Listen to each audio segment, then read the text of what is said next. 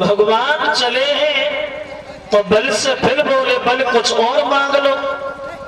तो लक्ष्मी जी बोली महाराज पहले दिया तब बड़ा मुसीबत से छुटा पाए, फिर दोबारा देने लगे। तो बल ने उत्तर दिया महाराज अब हम कुछ नहीं मांगेंगे, तुम्हारी इच्छा वो दे दो। तो चलते समय भी भगवान अपनी चाल चले गए और बल से बोले बल सुनो, हम तुम्हें पाताल का राजा बना रहे हैं और हम तीनों देवता बारी बारी तुम्हें दर्शन देने के लिए आते रहे। अब चलते समय भी चाल चले गए। बल जाना चाहते थे स्वर्ग में, लेकर पहुंचा दिया पाताल। इस तरह से भगवान ने वह इंद्रासन की रक्षा की है और बल को पाताल का राजा बनाया है। बोलिए भक्तवत्सल भगवान की। आओ आगे बढ़े। बताया है सुखदेव ने, सुनो महाराज परीक्षित। अब देखिए थोड़ी देर प्रभु श्री राम के बारे में। रामायण में थोड़ी देर देखें किस तरह से हमारे भारत देश में, भारत देश के नगर अयोध्या में आज से लगभग 9.5 लाख वर्ष पहले मर्यादा पुरुषोत्तम श्री राम का जन्म हुआ। रामायण में थोड़ी देर देखे कब आए राम, कैसे आए राम और क्यों आए राम। 3 सवाल। कब आए राम, कैसे आए राम और क्यों आए राम, 3 सवाल बनते। और देखो वैसे रामायण की हर एक चौपाई पे शंका है। रामायण के जो चौपाई हैं उन हर एक चौपाई पे शंका है, क्योंकि एक एक चौपाई के एक नहीं कई अनेक अर्थ निकलते। और ये रामायण एक विद्वान ने नहीं लिखी है, कई अनेकों विद्वानों ने लिखी। तुलसी कृत रामायण, वाल्मीकि रामायण, जगदीश रामायण, राधेश्याम रामायण, आनंद रामायण, आदर्श रामायण, ये बहुत सी रामायण हैं। उन सब में से थोड़ा थोड़ा हम आपको बताएं किस तरह से भगवान श्री राम का अवतार हुआ, कब आए थे राम, कैसे आए थे राम और क्यों आए थे राम। बताया अयोध्या में एक राजा हुए हैं जिनका नाम पड़ा है अज। और जो अज हुए हैं इन्हीं महाराज अज के घर में दशरथ जी का जन्म हुआ। और ये दशरथ के घर में इनकी 3 रानियां बताई गई, लेकिन एक विद्वान ये बता रहा है कि दशरथ के घर में 3 रानियां नहीं बल्कि दशरथ के घर में 760 रानियां थी। इन 3 रानियों का दर्जा सबसे ऊंचा बड़ा था, इसलिए 3 ही गिनी जाती। ये दशरथ राजा तो थे, लेकिन ये परेशान बहुत थे, दुखी बहुत थे। क्यों दुखी थे दशरथ? बोले दशरथ दुखी इसलिए थे कि इतनी रानियां होने के बाद में भी दशरथ के घर में कोई पुत्र की प्राप्ति नहीं हुई। दशरथ के एक लड़की हुई थी जिसका नाम था शांता। और ये शांता जो हुई थी ये श्रृंगी ऋषि को भी आई गई थी। ये श्रृंगी ऋषि भगवान श्री राम के सगे बहन हुई थे। तो उस लड़की के होने के बाद दशरथ के घर में लड़का नहीं हुआ तो ये दशरथ दुखी हुए। लेकिन तुलसीदास ये कहते हैं कि लड़का नहीं हुआ तो दशरथ दुखी हुए, मगर दशरथ को एक ही बार दुख हुआ कि मेरे पुत्र नहीं है। वैसे ये भी बड़ा सोचने वाली बात, इन्हें दुख तो रोजाना होना चाहिए था कि मेरे लड़का नहीं है। और जब एक ही बार इन्हें दुख हुआ तो कौन सी बार दुख हुआ। तो तुलसीदास ये कहते हैं कि दशरथ को एक बार दुख हुआ। कब हुआ? तो तुलसीदास जी बोले कि एक बार ओ भूपति मन माही ओ भई है गिलाने ओ मेरे सुतनाही।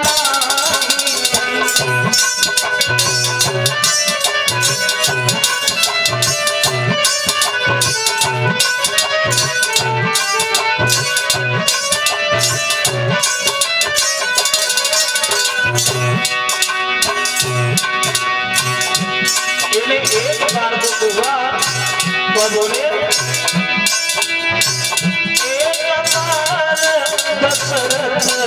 मन माही भैया गिलाने मेरे सुतनाई।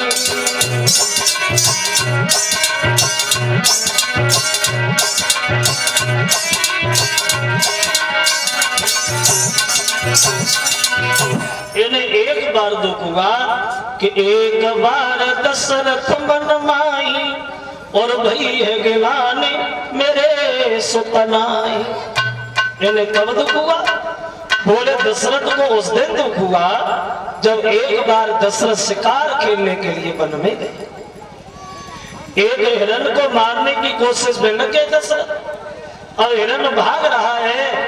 दशरथ शब्द वेदी बाण भी मार रहे हैं, लेकिन हिरण मरने में नहीं आ रहा।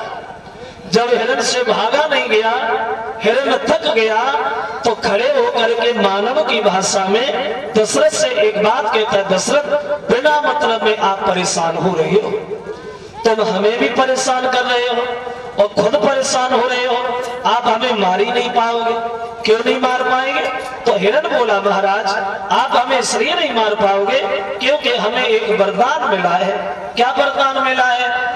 तो हिरण बोला, दशरथ सुनो, वरदान हमें ये मिला है कि जिन राजा के सुतना होई रत्न से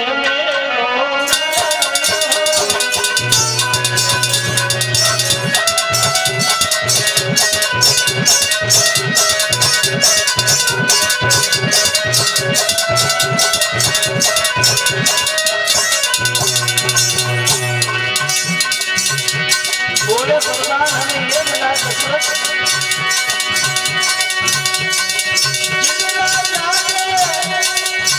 और सुना हो तिन से मेरो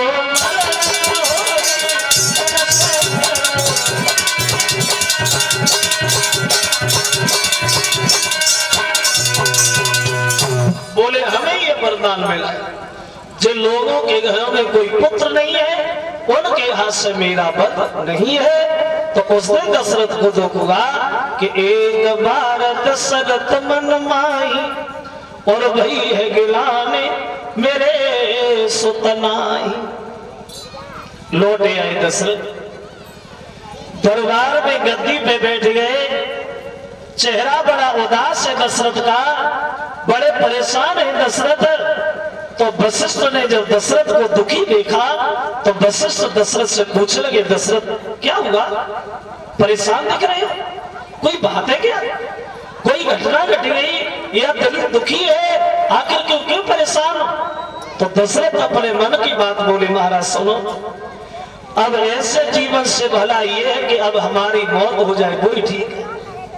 अभी तक तो हमारी इंसानी हंसी करते थे, वो अब तो जानवर भी मजाक करने लगे। वो ऐसे जीवन से भला ये है कि मेरी मौत हो जाए वही बढ़िया है।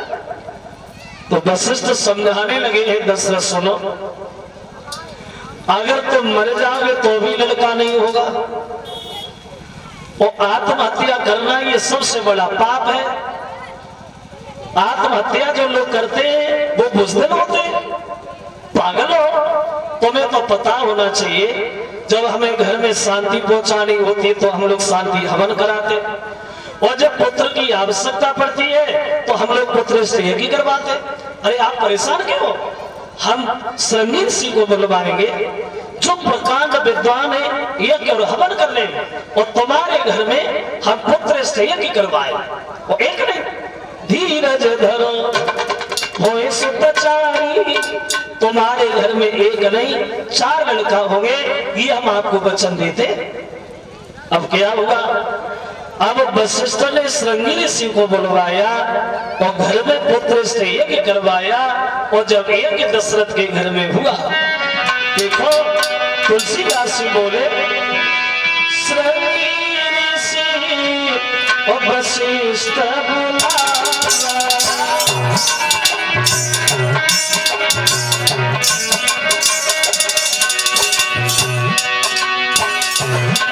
घर में यज्ञ होने लगा। श्रृंगी ऋषि वशिष्ठ बुलावा, श्रृंगी ऋषि वशिष्ठ बुलावा, श्रृंगी ऋषि वशिष्ठ बुलावा, श्रृंगी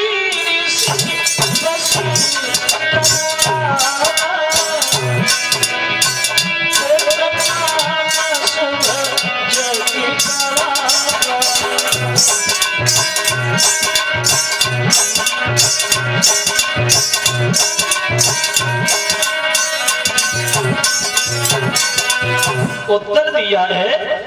वशिष्ठ ने श्रृंगी ऋषि को घर में बुलवाया और पुत्र से यज्ञ करवाया।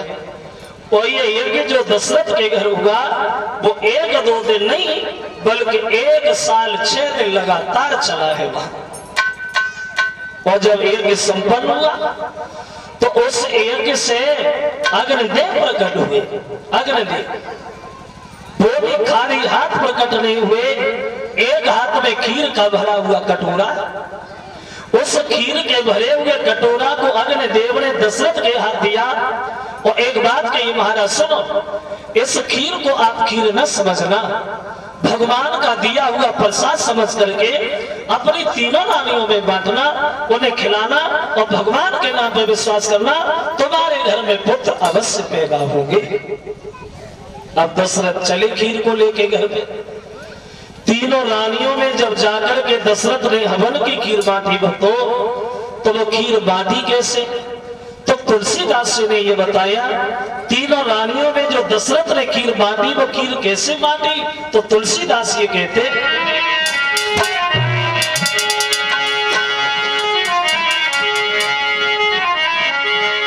कि अरद भाग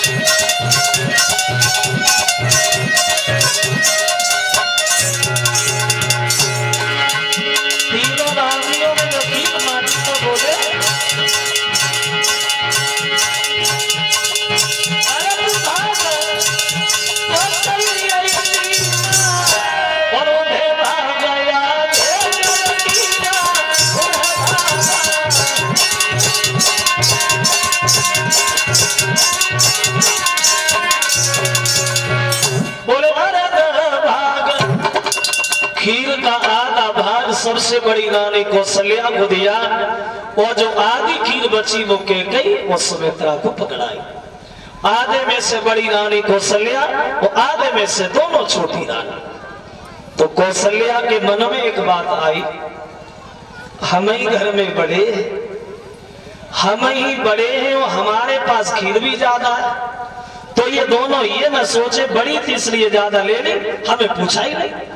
तो उसने अपने आधे भाग में से आधा भाग निकाला और खुद से छोटी रानी कैकेयी को दिया। अब कैकेयी भी सोच रही है कि सबसे छोटी तो सुमित्रा है, उसे ज्यादा मिले, तो उसने बे भाग उठाया कौशल्या वाला और उसने भी उठा करके छोटी रानी सुमित्रा को दे दिया और सुमित्रा के पास में 2 भाग पहुंच गए। देखिए तीनों रानियां जब हवन की खीर खाती, देखो विधि का विधान, परमेश्वर की माया, प्रजा के लोगों के चेहरा खिल गए। दशरथ बड़े मगन हुए। अब खीर के खाने के ठीक 1 साल बाद उन कौशल्या के गर्भ से प्रभु श्री राम प्रकट होते। 1 साल बाद और उसके भी 1 दिन के बाद में उन कैकेयी के गर्भ से एक लड़का पैदा हुआ और उसके भी 1 दिन के बाद उन सुमित्रा के गर्भ से 2 बालक पैदा हुए, यानी 3 रानियों से 4 लड़का। कब आए राम? कब अवतार हुआ राम का? तो गोस्वामी तुलसीदास जी कहते हैं कि कब आए राम, तो तुलसीदास जी ने ये बताया और बोले कि नौमी तिथि मास वो शुक्ल पक्ष अभिजीत हरि प्रीता।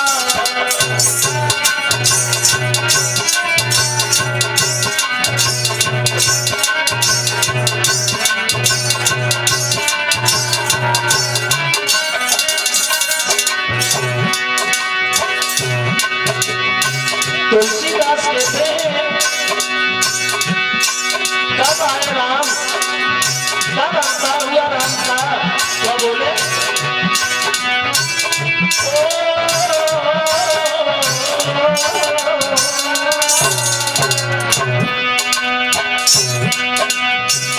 नौमी तिथि मास पुनीता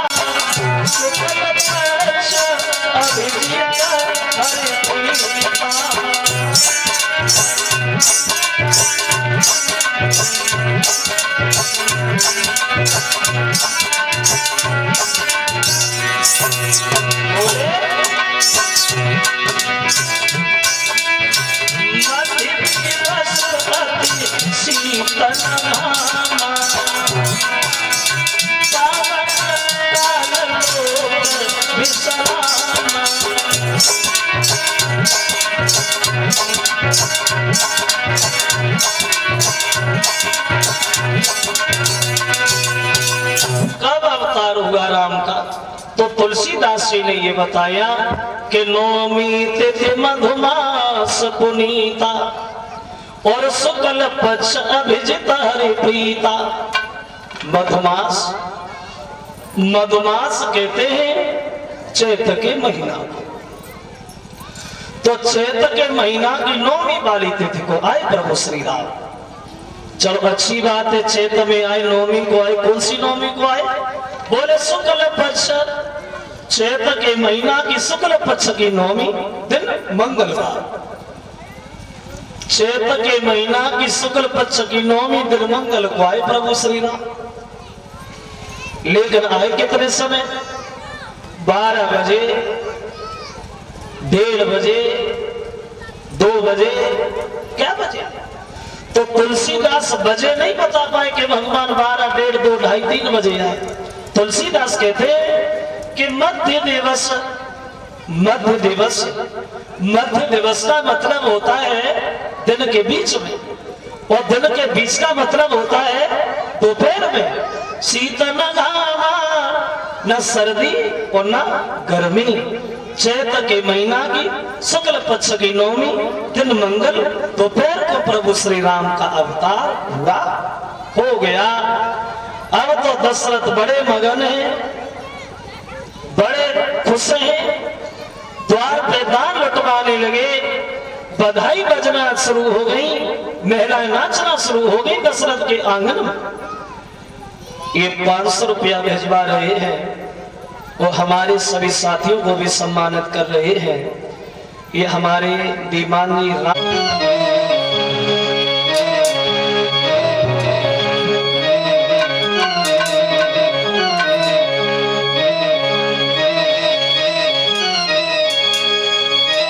दशरथ के आंगन में अरे दशरथ जन्मे राम, श्री राम वो अयोध्या फूल बरसाए।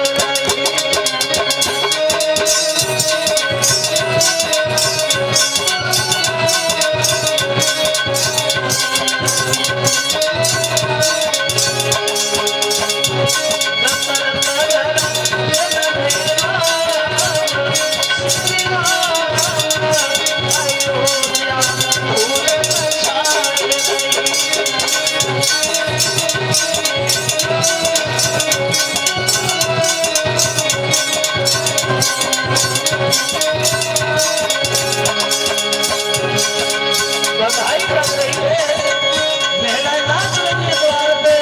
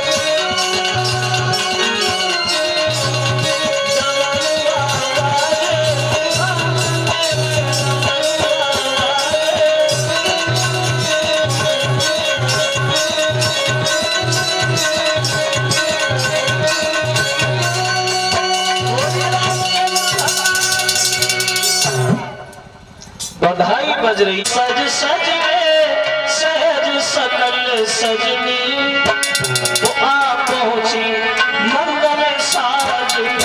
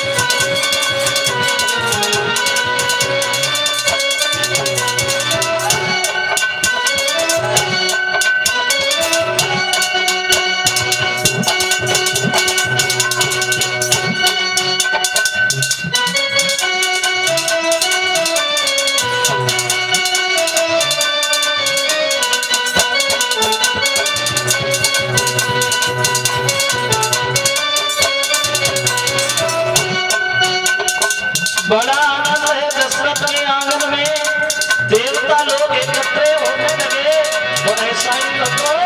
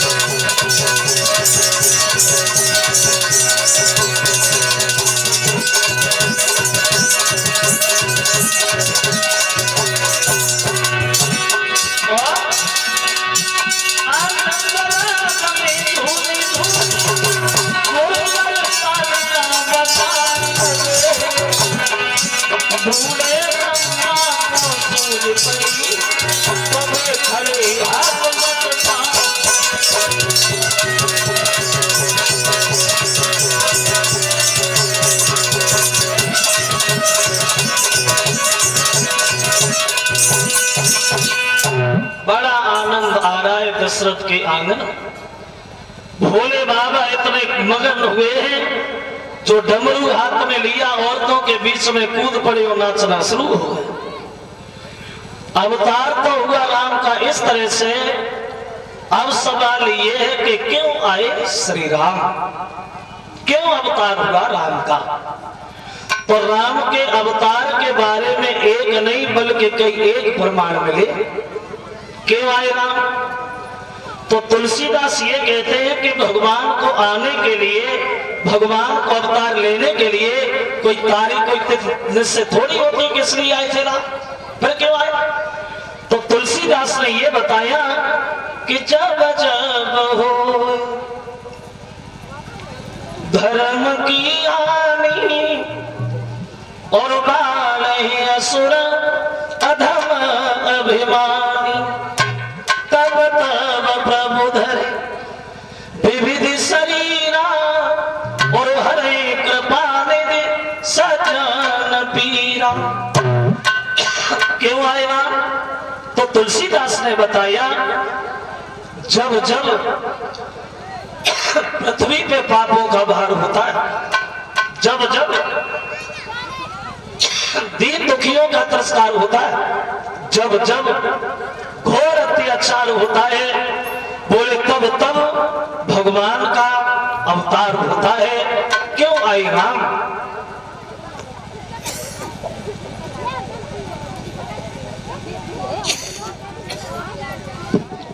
तो तुलसीदास ने ये कहा रावण कुंभकर्ण और मेघनाथ जब घोर अत्याचार ढाने लगे तो उन्हीं का संहार करने के लिए प्रभु श्री राम को भूतल पे आना पड़ा। लेकिन दूसरे विद्वान ने इनकी बात फेल कर दी, बोले आए मगर इसलिए नहीं आए, फिर क्यों आए। तो वो अपने बुद्धि से प्रमाण देता हुआ बोला सुनो, क्यों आए थे श्री राम।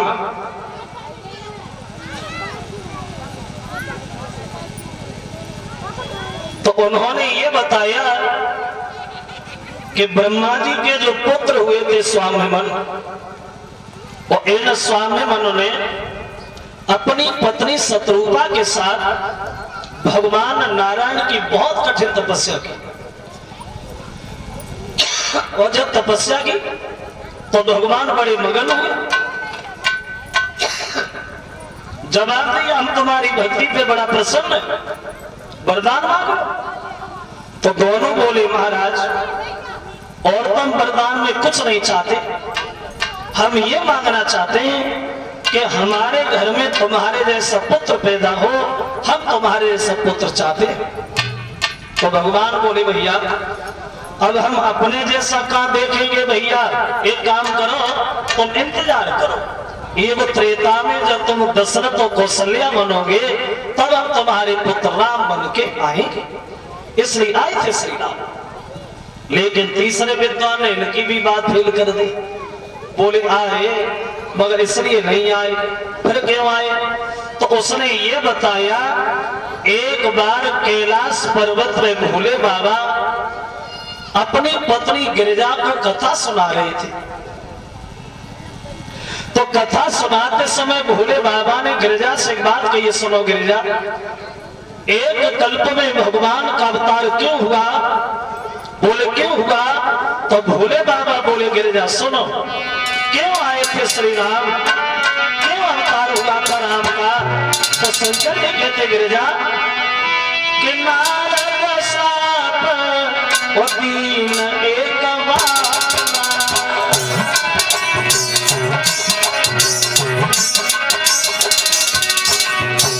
क्यों आए राम। नारद साप दीन एक मारा,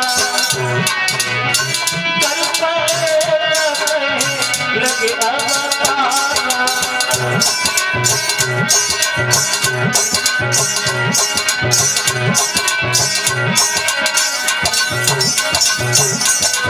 क्यों आए थे राम। तो भोले बाबा बोले गिरिजा सुन, एक कल्प में अवतार इसलिए हुआ भगवान का कि नारद श्रापति नय कबारा और कल्प एक कहीं लगी अवतारा। एक कल्प में श्री अवतार होगा क्योंकि नारद ने भगवान को श्राप दिया था। तो गिरिजा ने जब ये सुना तो गिरिजा आश्चर्य में पड़ी, बोले शंकर जी ये तो आप बिल्कुल गलत कह रहे हो कि नारद ने भगवान को श्राप दिया, क्योंकि नारद भगवान को श्राप दे ही नहीं सकते। पुजारी है, भगवान के सेवक है, और सेवक अपने स्वामी से कभी नाराज नहीं होता। तो आपने ये कह दिया कि नारद ने भगवान को श्राप दिया, तो बिल्कुल गलत बात है, मैं तो नहीं मानूं।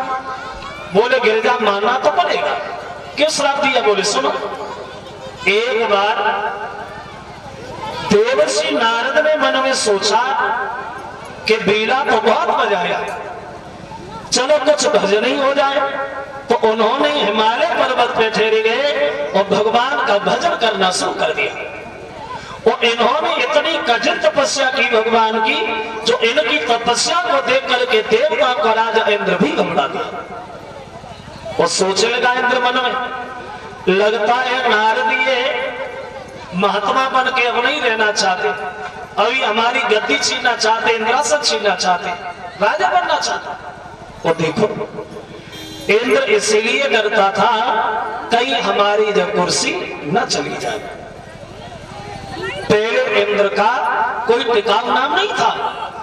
इंद्र नाम की पहले पदवी हुआ करती थी, जैसे आजकल पद होता है प्रधान, प्रधानमंत्री, मुख्यमंत्री, एमएलए, एमपी, पहले से पद हुआ करते थे। पहले ये वोट नहीं पड़ते थे जैसे आजकल वोट पड़ते। पहले जो तपस्या में सफल हो जाता था वही देवता का राजा इंद्र बन जाता था। और जब कुर्सी की आज से खींचातानी ना रही है, बहुत दिना पहले से रही। और जब कुर्सी जितनी बैठे हुए में ना टूट रही है, उतनी जब खींचातानी में टूट रही है।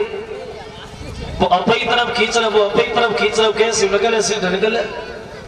वैसे देखा होगा आप लोगों ने, वैसे ये लोग कभी गांव में घूमना को ना आए और जब वोट पड़वे को न मरवाए, फिर देखो गली गली छान मार। नेतन की मीठी बात और जे वोट मांगे जोरे हाथ, और पीछे से जे मारे लात, कैसी राजनीति है।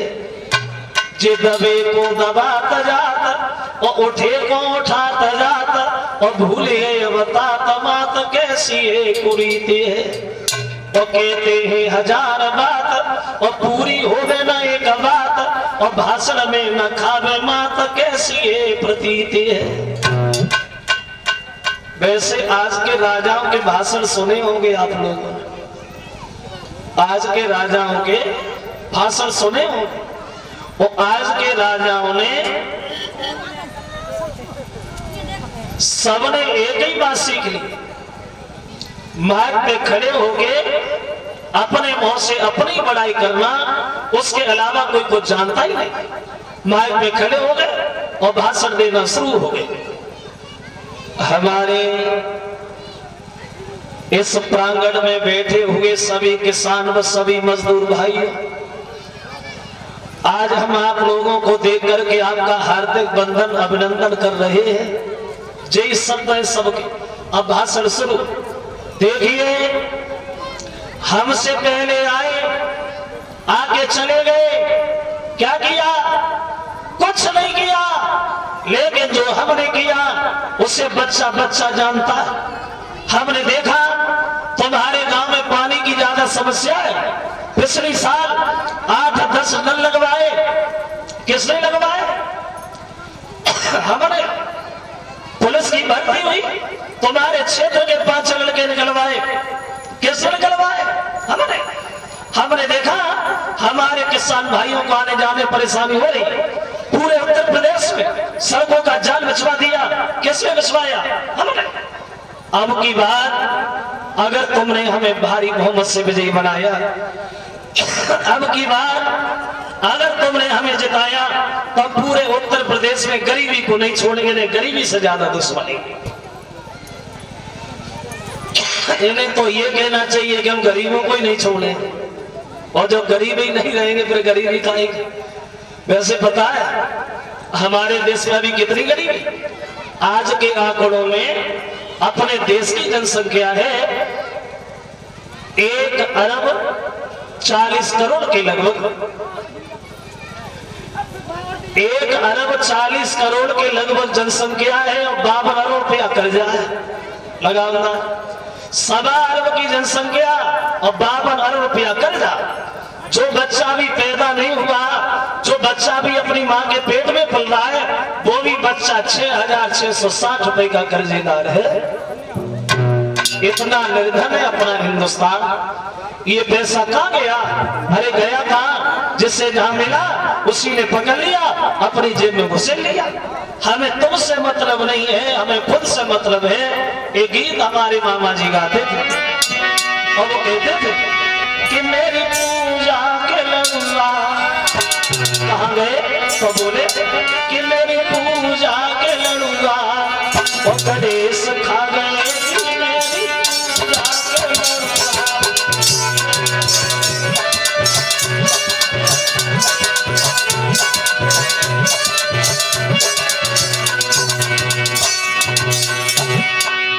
बोले कहाँ गए? जवाब दिया गणेश बहुत बड़े बेईमान। क्यों? हमने लड्डू सामने रखे, आंखें बंद की, आंखें खोली, लड्डू गाय। बोले कहाँ गए कि गणेश सिखा। उत्तर दिया कि गणेश जी लड्डू खाते हैं। खाते हैं? कैसे खाए? पर जय मत पूछो, खाए बड़ा सफाई से। बोले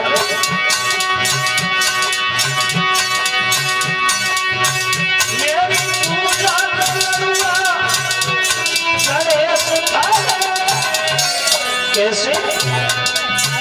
जैसे भारत के नेता पूरा देश खा गए।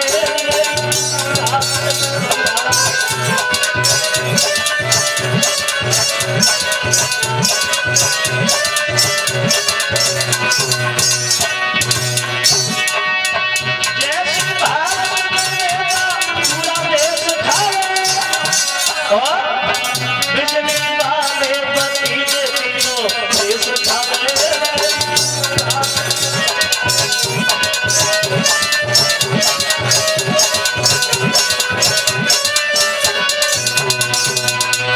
कहने का मतलब है भक्तों, इंद्र ये देख करके डर गया, अगर इनकी तपस्या पूर्ण हो गई तो हमारा इंद्रासन चला जाएगा। तो उसने कामदेव को बुलाया। बोले भैया कामदेव, नारद तपस्या कर रहे हैं और नारद की आंखें तुम्हें खुलवानी है। कैसे खुलवानी है? जे तुम जाना। अब चला है कामदेव जा, वर्षों से नारद भजन में लीन है। कामदेव ने जब अपनी माया दिखाई तो हिमालय पर्वत पे जहाँ झाड़ियां बनी है वहां एक उपवन बना दिया, ग्रीष्म बसंत बना डाली, बड़े हरे भरे वृक्ष खड़े हो गए, अप्सराएं नाचने लगी, नारद के ऊपर चढ़नियां फहराने लगी, लेकिन नारद के ऊपर कोई फर्क नहीं पड़ा, कोई असर नहीं पड़ा। देखो वहां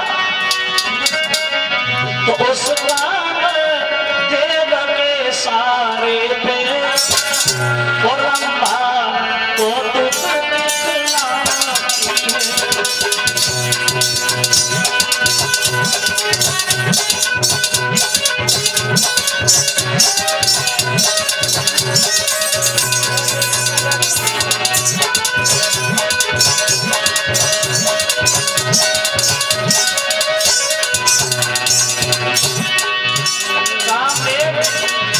अपनी माया करता रहा है, नारद के ऊपर चुनरियां फहरा रही है अप्सराएं। ऐसा ही नहीं,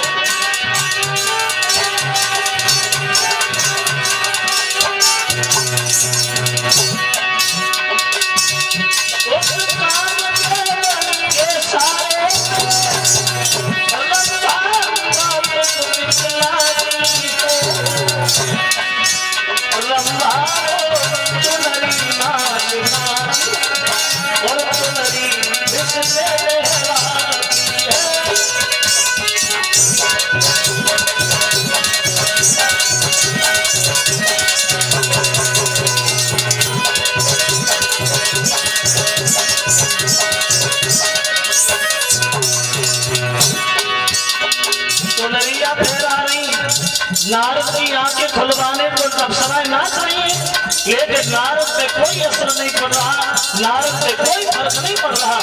बहुत अच्छा बने।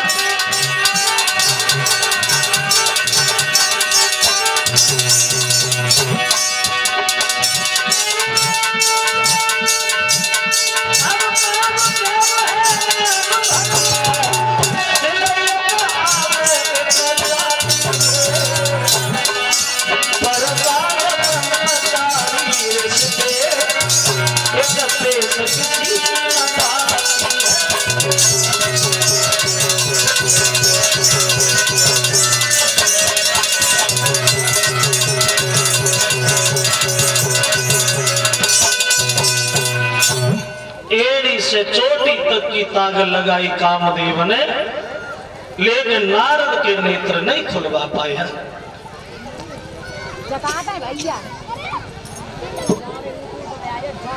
हार गया कामदेव देवर्षि नारद। और जब कामदेव हार गया तो दोनों हाथ जोड़ के क्षमा मांगने लगा, माफ करना बाबा नारद, वैसे हमारे सामने आज तक कोई टिक नहीं पाया, मगर हम आपसे हारे और हम हार भी गए और ये समझ भी गए कि तुम्हारे बराबर दुनिया में कोई महात्मा नहीं है, तुम्हारे बराबर दुनिया में कोई ब्रह्मचारी नहीं है। अब कामदेव प्रशंसा करता हुआ नारद की चला गया, लेकिन जब नारद के नेत्र खुले तो नारद को अपने ऊपर घमंड हो गया। बाजी बा, आज हमने वो काम किया है और क्या हम जैसे महात्मा दरवाजे दरवाजे मारे फिरते शंकर जी? सुना नहीं तुमने हमारे बारे? बच्चा बच्चा जानता है मेरे कामदेव के ऊपर विजय पाई है, मेरे कामदेव को जीता है और जीत के नहीं लेता, आखिर को बाल ब्रह्मचारी है देवसी नारद।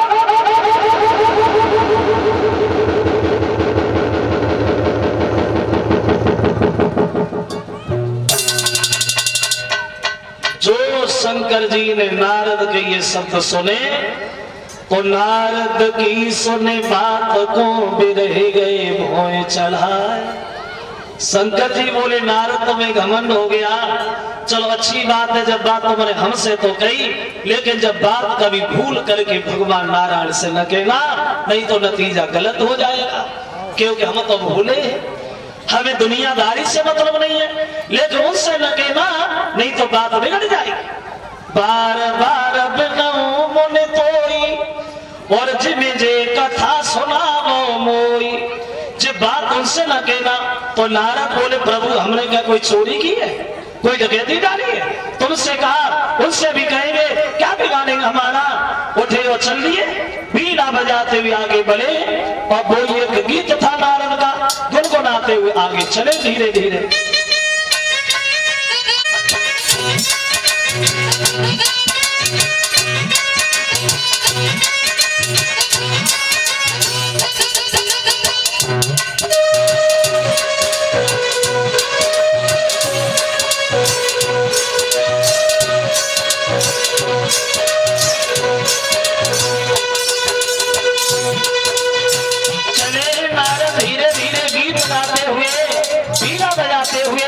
आशा करें आप लोग भी गाते चले धीरे धीरे। बोले श्रीमन्नारायण नारायण हरि हरि,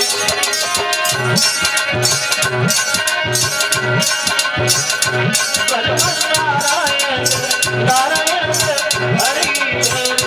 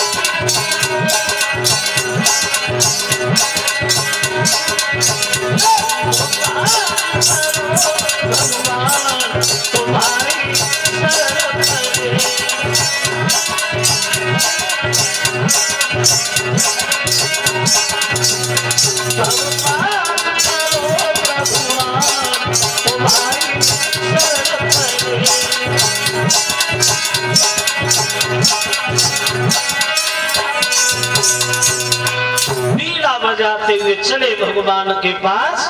तो एक बार करत बबर बीना और गावत हरि गुण गान प्रवीणा। पहुंचे भगवान के पास और जैसे ही भगवान ने देखा तो हर से मिले, उठ मान गेता और बैठे आसन ऋषि समेता। हर से आइए बाबा जी, आप तो बड़े मगन दिखाई दे रहे हो। भगवान पूछने लगे नारद क्या मिल गया? तो नारद जी बोले प्रभु मिल गया। अरे क्या नहीं मिल गया? तुम्हारी ऐसी कृपा रही जो कामदेव ने सब कुछ किया लेकिन मेरी आंखें नहीं खुलवा पाया, और खुलवा भी कैसे लेता? आखिर को बाल ब्रह्मचारी है देवसी नारद।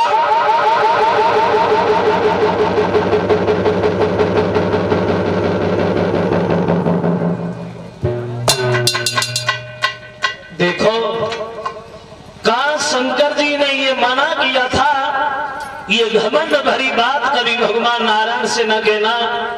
लेकिन नारद घमंड भी इतना भूल गए जो भोले बाबा की कई बात भूल गए और सारी मर्यादा की दीवारें ही भूल गए। देखो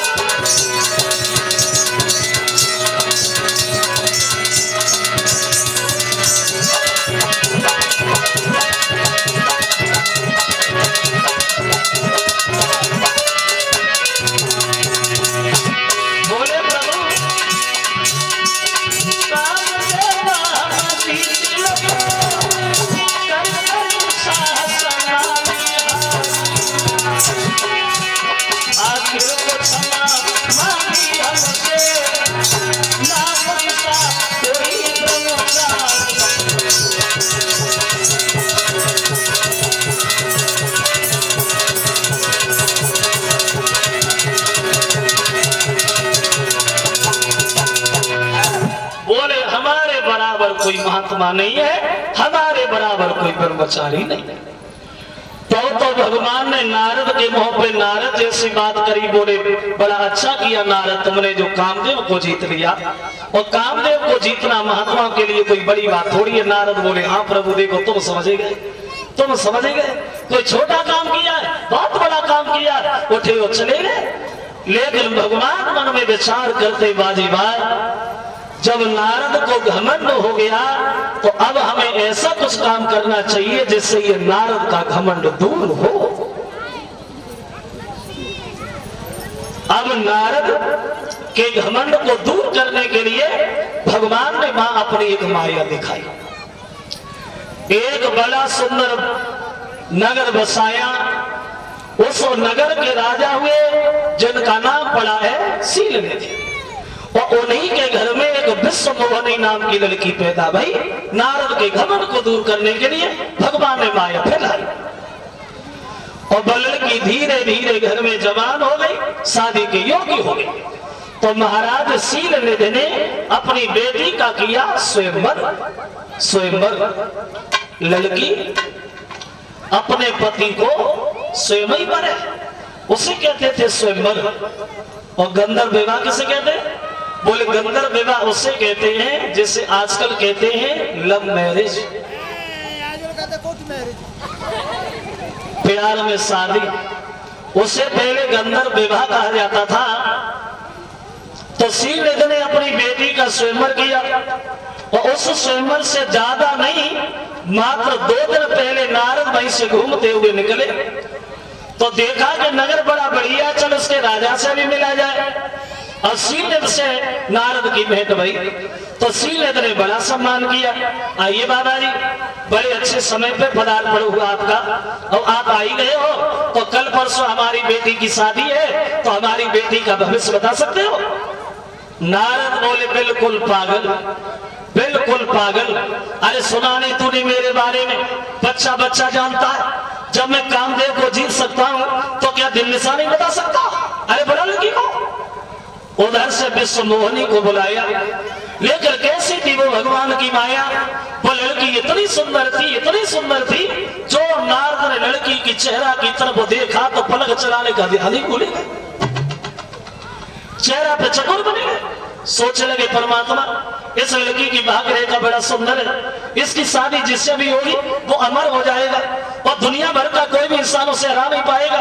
हमें महात्मा बन के नहीं जीना चाहते, हमें तो शादी करेंगे और शादी करेंगे तो इसी लड़की से करेंगे। अगर इस लड़की से शादी नहीं भाई तो हम जिंदगी में जिएंगे नहीं, क्योंकि हम बाल ब्रह्मचारी हैं। कौन बताए भविष्य की बातें? अब नारद अपनी भविष्य में खो गए वहां। ऐसा ही नहीं तो छोड़ कर हाथ नारद चले, बदल में बातें छुपी की छुपी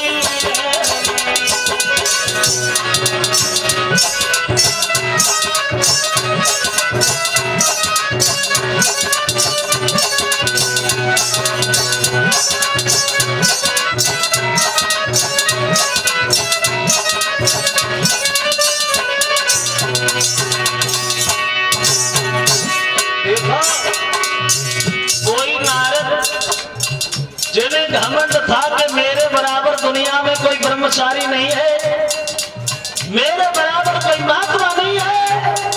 अब लड़की के सौंदर्य को देख करके नारद की बुद्धि खराब हो गई। और ऐसा ही नहीं,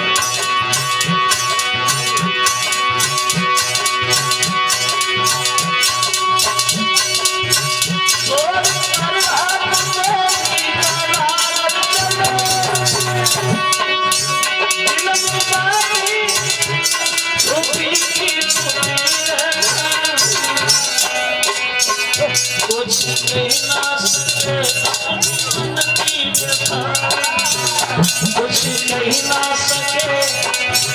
अपने मन की व्यथा,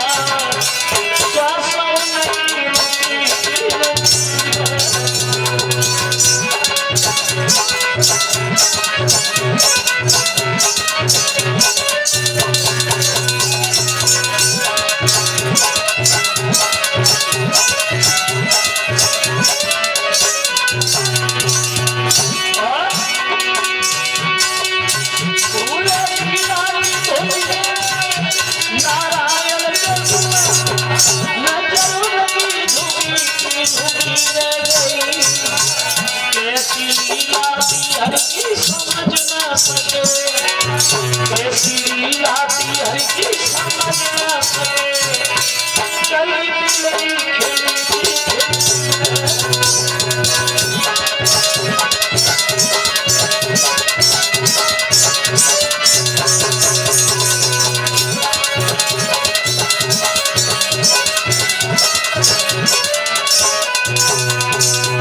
लड़की के सौंदर्य को निहार करके नारद बड़े व्याकुल हो रहे। परमात्मा मैं इतना सुंदर नहीं जो लड़की देखते देखते मेरी गर्दन में जयमाला डाले, वो इतना भक्त नहीं जो मैं तपस्या करके सुंदर बने। मात्र 2 दिन बचे, हम करे तो करें क्या? अगर किसी और से शादी होगी तो मैं किधर जाऊंगा? अब बड़े परेशान, बड़े हैरान नारद मन में सोचते हैं अब दिन में पड़े न चैन और रात कौन बनाती है।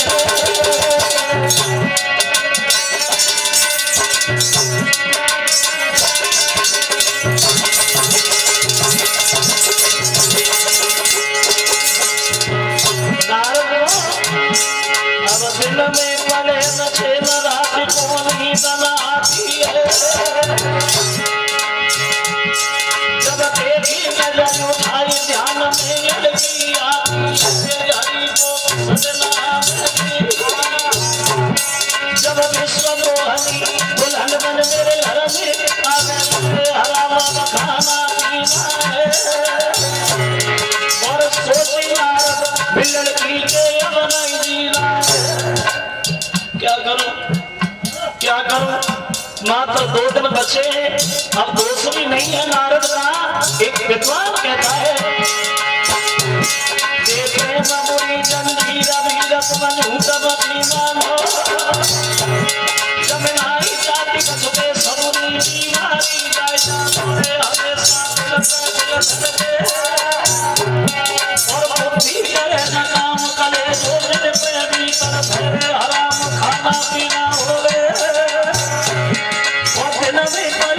देना रात को नींद ना आया।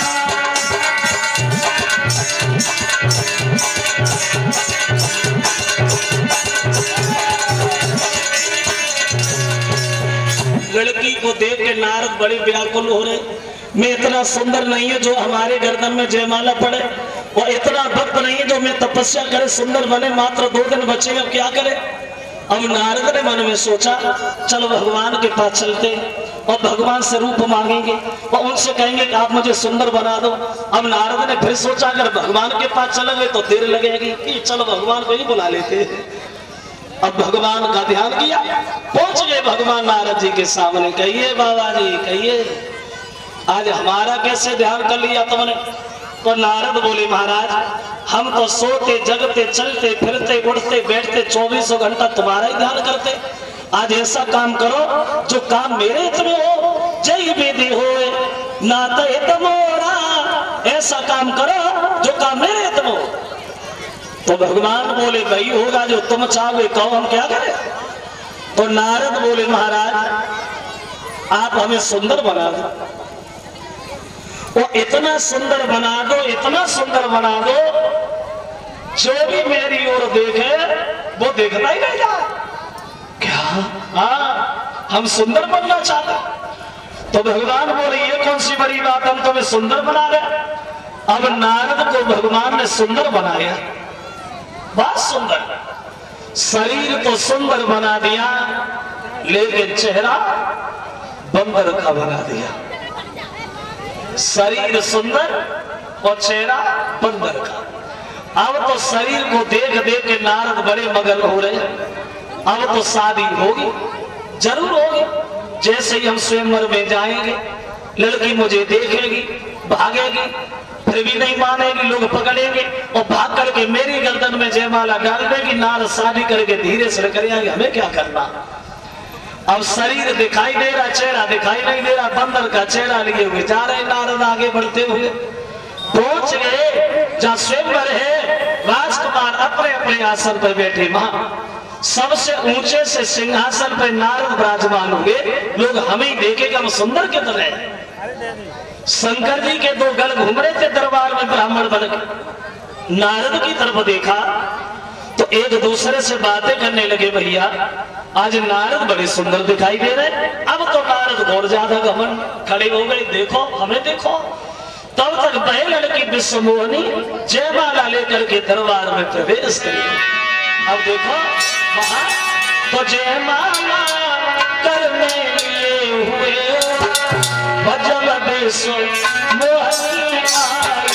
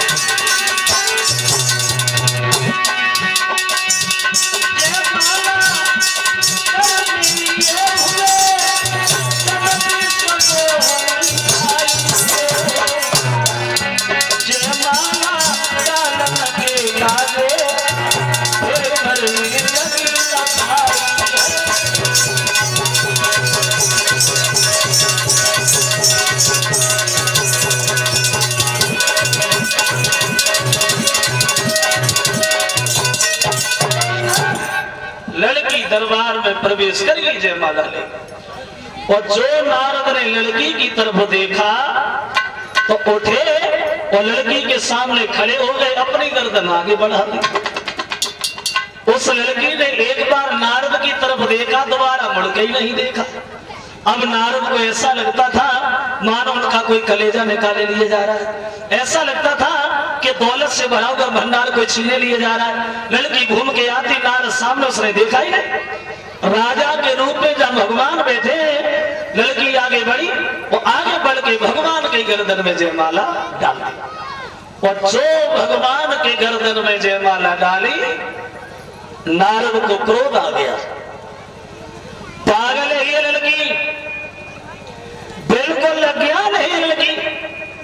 भगवान ने इसे रूप तो दे दिया, लेकिन बुद्धि देना भूल गया, इसे बुद्धि नहीं दी। ये भी नहीं जानती इन लोगों में सबसे ज्यादा सुंदर कौन है। अरे हमें देखो, हमारी तंदुरुस्ती देखो, और तो लोग देख क्या रहे हो। लड़की से कहो जयमाला हमारे गर्दन में पड़नी चाहिए, शादी हम करेंगे।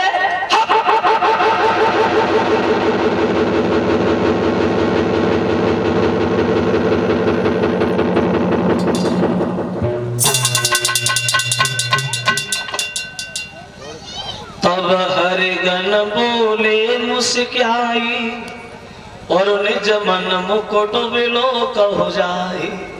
शंकर जी के दोनों गल हंसने लगे। नारद, वैसे भूल हो गई, लड़की से जयमाला तो आपके ही पढ़नी चाहिए थी, क्योंकि आप बड़े सुंदर हो ना, लेकिन तुमने अपना चेहरा देखा है।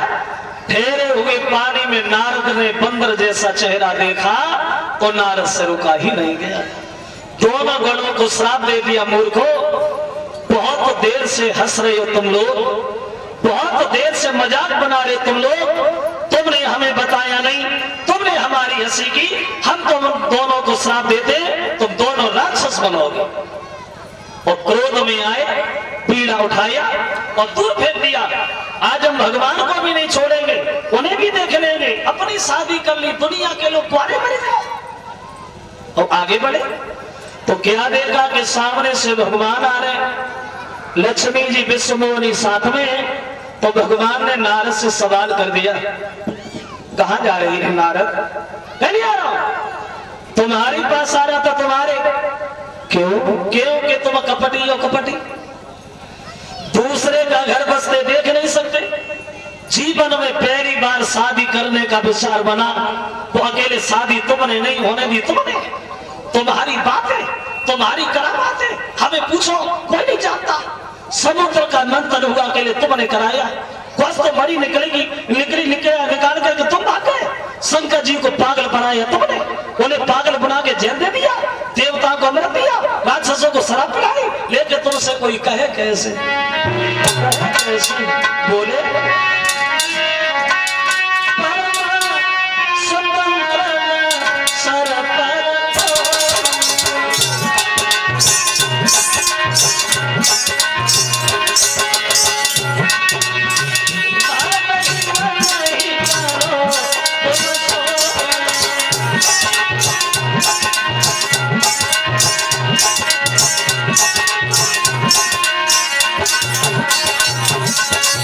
तुम्हारे सर पे तो कोई है ही नहीं, जो मन में आता वही कर बैठते हो नारायण। लेकिन भले घर में ना दे दिया तुमने। जिस लड़की के पीछे मुझे भोजन अच्छा नहीं लगा, जिस लड़की के पीछे मेरी नींद हराम हो गई, उस लड़की को छीन के ले तो जा ले जा। एक दिन वो होगा जो इसी लड़की के पीछे तुम्हें भूतल पर जाना पड़ेगा। और जो बंदरों का चेहरा देख करके तुमने हमारी हंसी की है, ये बंदर तुम्हारी सहायता करेंगे, ये हमारा श्राप है। बाद में जब भगवान ने अपनी माया हटाई, वहां तो नारद ने क्या देखा, ना लक्ष्मी जी है, ना विष्णु है, कोई नहीं है। तब नारद को ज्ञान होगा, पैरों पे गिर पड़े, बोले प्रभु मेरा श्राप झूठ हो जाए, मेरा श्राप खंडित हो जाए, हम शादी। तो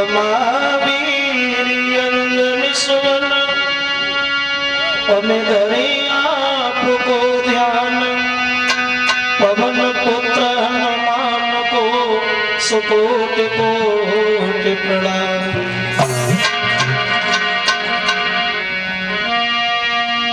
तो जिनकी कृपा मात्र से और मिलता नहीं कलेश को, श्रद्धा सहित प्रणाम है उन पूज्य गुरु ब्रजेश को।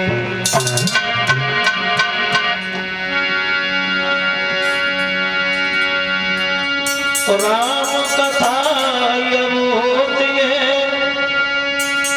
और वीर हनुमान आए सुहास नहीं जियो पवन पुत्र बलवान। बोलिए सच्चिदानंद भगवान की।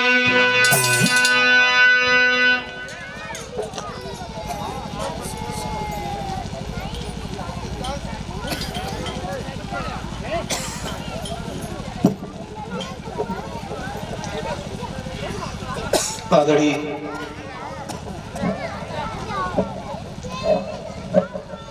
सभा में उपस्थित हमारे सभी श्रोता बंधु,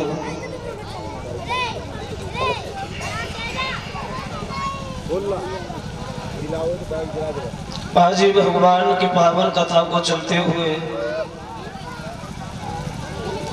जो ये चौथा दिन है, भगवान की पावन कथा श्रवण कराते हुए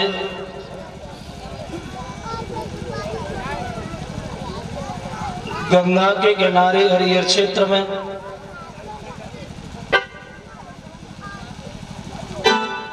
व्यास नंदन श्री सुखदेव जी समझा रहे। सुनिए महाराज परीक्षित, प्रसंग चल रहा तब भक्त और भगवान के बारे। ऐसे से भगवान के भक्त हुए हैं जिन्होंने अपने भक्ति में भगवान को बांधा और अपने भक्ति में कब्जा करने के बाद भगवान को अपने दरवाजे पे नाच नचाया। प्रसंग चल रहा था महाराज बहरोचन के पुत्र बल के बारे। इन बल ने सो अश्वमेध यज्ञ करने के बाद जब इंद्रासन को पाना चाहा तो इंद्र घबरा करके भगवान नारायण के सामने रोया और बोले, प्रभु ये राक्षसों का राजा है, अगर इसका यज्ञ पूरा हो गया तो ये इंद्रासन का अधिकारी बन जाएगा और राक्षसों का राजा है, पर आगे पता नहीं क्या करे, इसको रोका जाए। तो भगवान ने उत्तर दिया है, देखो महाराज इंद्र, गंगा की बढ़ती धारा को कभी बांध से नहीं रोका जा सकता, लेकिन जितना भी संभव होगा हम काम पूरा करेंगे। तो 52 अंगुल के बन के गए हैं भगवान और बल के दरवाजे पे जाकर के बल से 52 अंगुल के बनने के बाद 3.5 कदम पृथ्वी मांगी। जब दरवाजा भर लिया बल ने, भगवान ने जब अपनी नापनी शुरू की है, जब विराट रूप में आए तो भगवान जब अपने भयंकर विराट रूप में आए तो 3 कदम की गिनती में तीनों लोगों को ही नाप लिया और जब आधी बची है तो बल थर थर कांपने लगा। तो भगवान बोले, बले अब 3 कदम तो हो गए, अब आधी और है, वो कहां से दोगे? तो जवाब दिया, महाराज आप हमारे शरीर को नाप लो, हमारे घर में हमारी एक पत्नी है उसे भी नाप लो, तब तो कर्जा आपका पूरा हो जाएगा भगवान। तो बल बोले कि पत्नी को नापो, हमें नापो। तो भगवान कहने लगे, बल पागल, दुनिया भर में ऐसी कौन सी पत्नी होगी जो अपने पति के कहने से नप जाए? एक बात बताऊं, अगर इच्छा नहीं है तो हमसे मना कर दो, हम तो संतोषी महात्मा है, घर चले जाएंगे, किसी से कुछ नहीं कहेंगे, मना कर दो। तो कहने लगे, महाराज हम मना नहीं करें। तो भगवान बोले, भले काम करो, तुम अपनी पत्नी को पूछ के अगर पीठ नपवाने के लिए तैयार है हम तो भी खुश, और नहीं तैयार है हम तो भी खुश। अब चले हैं भले अपनी पत्नी के पास, सब कुछ हारने के बाद अपनी पत्नी से मिलने के लिए जिस समय चले तो पत्नी के पास गए तो पत्नी ने बड़ा सम्मान किया, लेकिन चेहरा की तरफ देखा तो उदास चेहरा देख करके पत्नी अपने पति से सवाल करने लगी, महाराज क्या हुआ? पहले जब आप दरबार से आते थे तो हंसते हुए आते थे, लेकिन आज इतने दुखी क्यों हो, इतने परेशान क्यों हो? तो भले अपनी पत्नी को समझाने लगे, महारानी सुनो, इंसान की सबसे बड़ी भूल वो होती है जब प्राणी अपनी बात में फंस जाता है। अपनी बात से निकल जाना सबसे बड़ी जीत है, वो अपनी बात में फंस जाना ये सबसे बड़ी हार है। वो आज ऐसा ही हुआ, महात्मा के रूप में भगवान दरवाजे पे खड़े हैं, 3.5 कदम पृथ्वी उन्होंने मांगी, हमने दे दी, लेकिन आदि शेष बची है महारानी। तो हम तुमसे पूछने आए हैं, क्या तुम हमारे साथ पीठ रखवा सकती हो? क्या तुम धर्म में थोड़ा हाथ बटा सकती हो? तो पत्नी ने एक बात कही है, महाराज आप तो ऐसे पूछ रहे हो जैसे हम किसी दूसरे की पत्नी। इस शरीर पे अधिकार है आपका, हक है आपका। अरे पीठ रखवाना तो बहुत अलग बात है महाराज, अगर तुम चाहो तो हमारे शरीर के टुकड़े टुकड़े करवा दो, हमें कोई मतलब नहीं। और वो पतिव्रता अपने पति से बोली है, प्रभु मेरी बात सुन लीजिए कि इस तन पे है अधिकार तुम्हें, वो चाहे सो नशा बनाए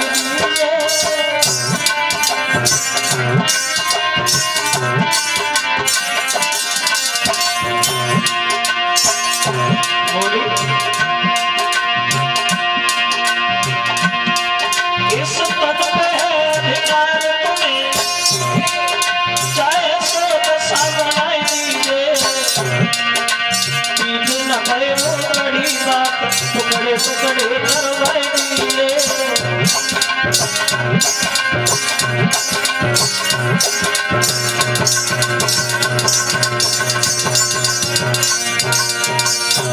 पुत्री ने उत्तर दिया, महाराज अरे पीठ नपवाना तो बहुत छोटी बात, अगर तुम हमारे शरीर के टुकड़े टुकड़े करवा दो तो भी हमें कोई मतलब नहीं है। आप हमें पहले ले चलो, बाद में तुम अपना शरीर नपवा लेना। अब बल जो है वो अपनी पत्नी को लेकर के गए जहां भगवान दरवाजे पे खड़े, तो भगवान बोले बल क्या ये तुम्हारी पत्नी है? बोले हाँ। तो जवाब दिया, बेटी क्या तुम अपने पति के साथ पीठ रखवाने को तैयार हो?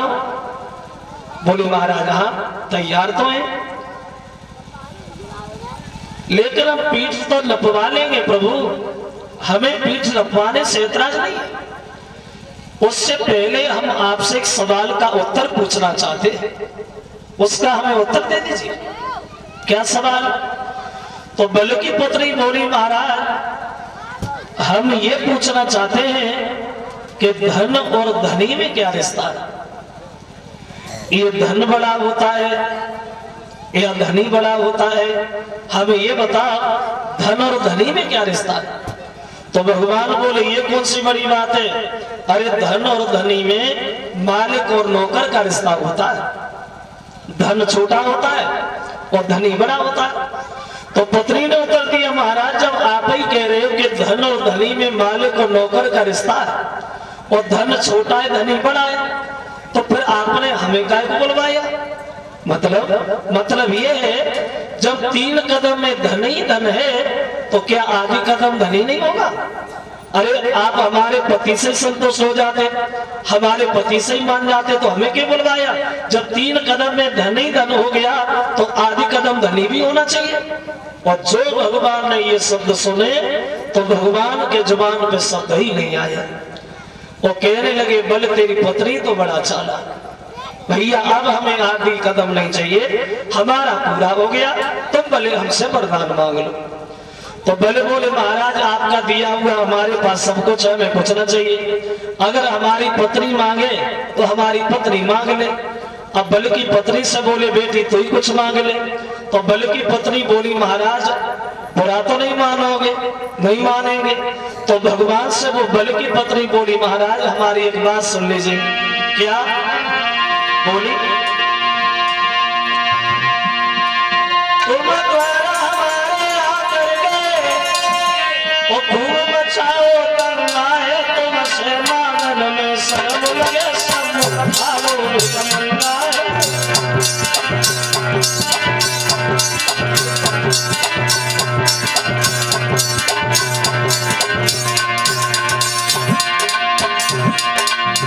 बल्कि पत्नी बोली महाराज सुनो, तुम हमसे कह रहे कि हम तुमसे मांगे, अरे तुमसे हम क्या मांगे महाराज? थोड़ी देर पहले तुम हमारे पति के सामने रो रहे थे कि हमें बल दे दो, हमें बल दे दो।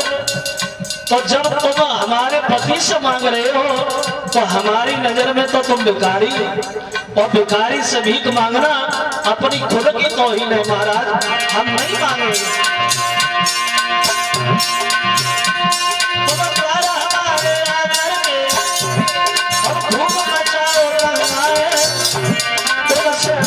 शर्म लगे सम्मुख ठालो गंगाए।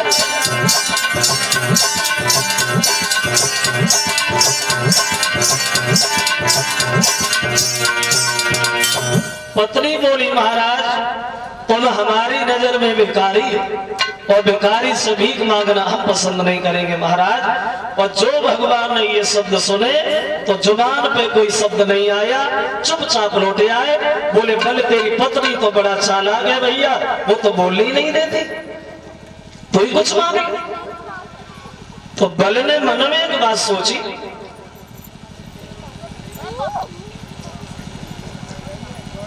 भक्तों को सताना अब भगवान का एक काम बन गया। अब हमें ऐसा कुछ मांगना चाहिए जिससे भगवान को थोड़ा कष्ट हो।